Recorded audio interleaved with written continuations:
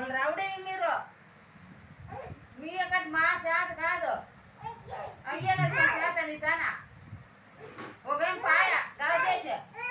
నువ్వు సన్నడు కాదు మీరు నువ్వు సన్న బిడ్డ అయ్యేదిలే నువ్వు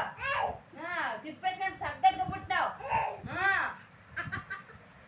ఏం పాపం పురుష మాట్లాడుతుంది ఏమి ఇడమ్మా రెండే ఇడిసొస్తాననేది అయింది అయ్యో పోయినమ్మా అయ్యో అమ్మో